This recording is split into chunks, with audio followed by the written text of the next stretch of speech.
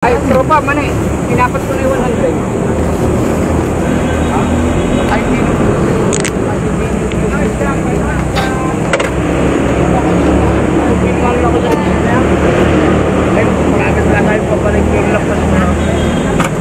Ay guys, ayan, nandito ako sa Kabiyan Tunnel. Ayan o, Kabiyan Tunnel. So bali, si Mrs. kasama ko at saka si Trom. Ayan. So bali, papasukin natin tong Kabiyan Tunnel.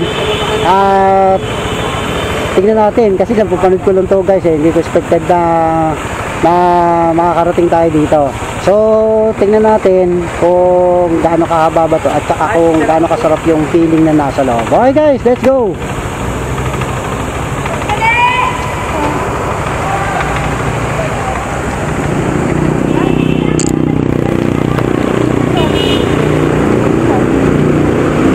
Ito yung malo, para naman. Ito. Ito. Tapos pa. Tara. Let's go.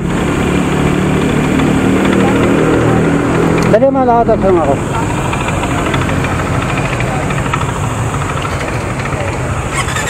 Tara man.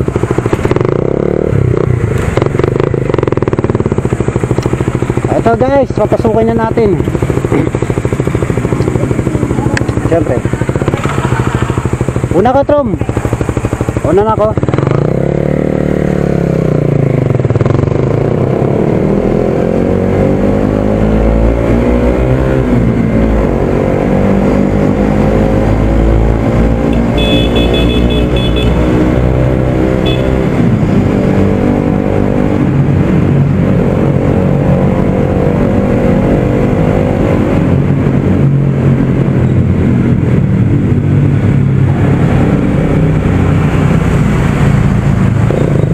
At dito guys, napakasarap ng feeling. Siyempre, takbong pogi lang tayo dyan. Mahirap na. Siyempre, kasama natin si Esme. Kaya kailangan makauwi tayo ng maayos.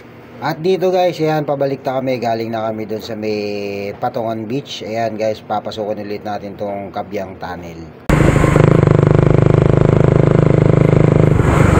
Ayan guys, Kabiyan Tunnel ulit tayo.